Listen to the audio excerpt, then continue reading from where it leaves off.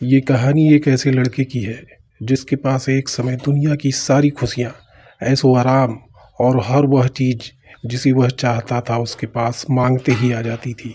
लेकिन समय का चक्र ऐसा हुआ कि दुनिया की हर खुशी देने वाला उस बच्चे का पिता अचानक बिजनेस में बर्बाद हो जाने के कारण दुनिया से चला जाता है।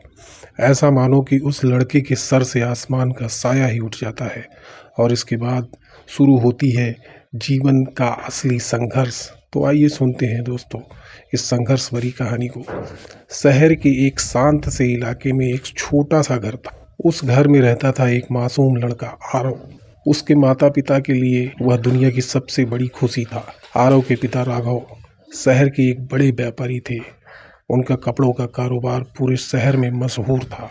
घर में किसी चीज़ की कमी नहीं थी।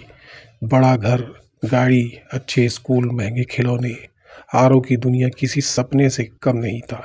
हर शाम जब राघव घर लौटते तो आरव दौड़कर उनसे गले लग जाता। राघव अक्सर मुस्कुरा कर कहते, बेटा जिंदगी में पैसा कमाना जरूरी है, लेकिन उससे भी जरूरी है एक अच्छा इंसान बनना।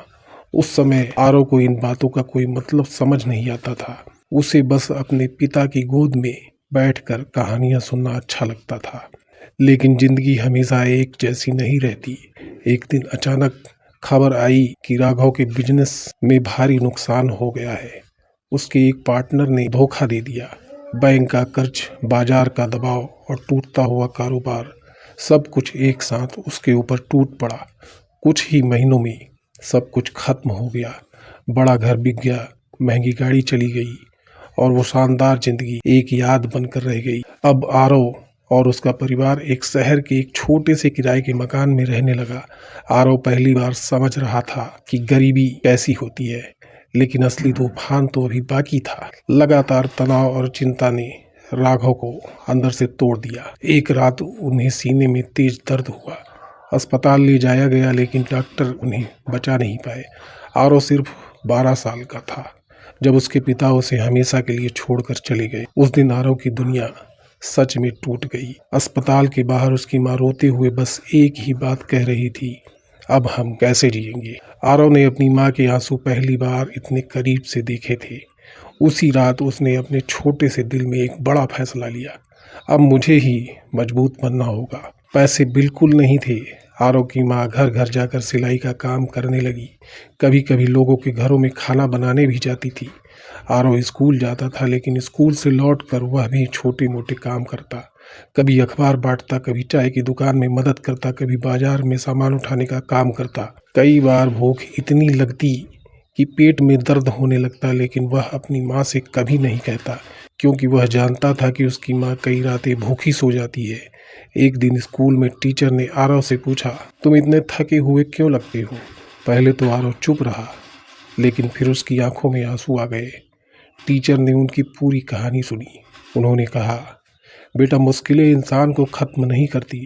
अगर इंसान हिम्मत ना हारे तो वही मुश्किलें उसे हीरा बना देती है। ये शब्द आरव के दिल में उतर गए।